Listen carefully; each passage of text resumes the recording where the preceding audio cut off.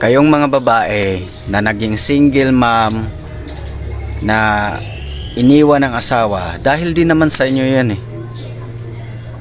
Kasi kasalanan nyo din naman yan. Kasi kung sana alam nyo yung responsibilidad ninyo bilang isang asawang babae, di ba?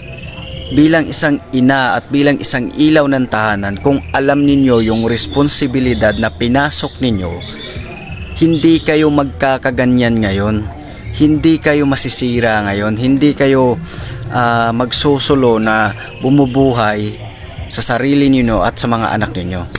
Tangina naman, kasalanan nyo din naman kasi yan. Kasi kung alam nyo lang sana kung paano paganahin yung utak ninyo pagdating sa relasyon, ang mahirap kasi sa inyong mga babae, paiba-iba kayo ng timplada sa sarili ninyo.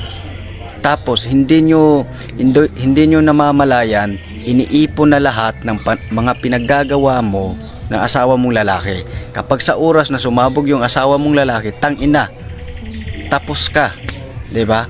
Kaya matuto kayong gamitin yung utak ninyo para alamin nyo muna kung ano ba talaga yung responsibilidad nyo bilang isang ina, bilang isang asawa na babae, di ba?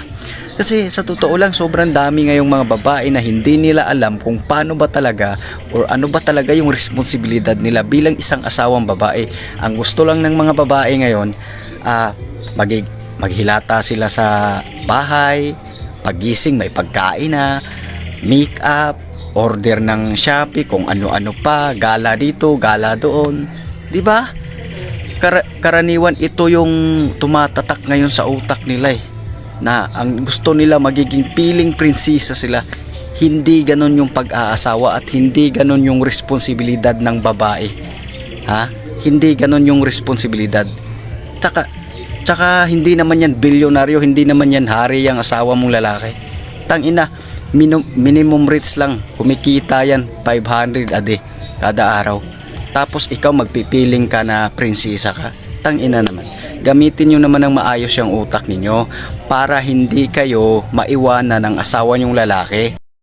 Kapag sinabi mong kasalanan ng mga babae kung bakit sila iniwan ng asawa, para mo na rin hinusgahan ang lahat ng hindi mo alam ang buong kwento.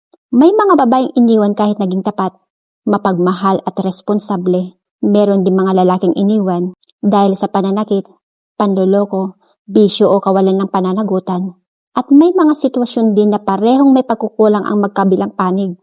Hindi pwedeng isang kasarian lang ang laging sisihin. Ang tunay na real talk, ang dahilan ng hiwalay ay iba-iba.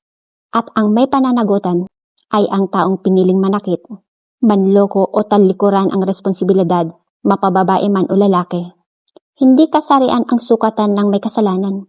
Kaya bago maglabas ng opinyon na parang lahat ng babae ang dahilan ng hiwalayan, isipin muna na ang bawat pamilya ay may kanya-kanyang kwento. Kaya bilang content creator, mas makabubuting magbigay ng balansing opinyon at pangunawa kaysa gumawa ng pahayag na naglalahat at lalong naghahati sa mga tao. Huwag mong husgahan ang kahit na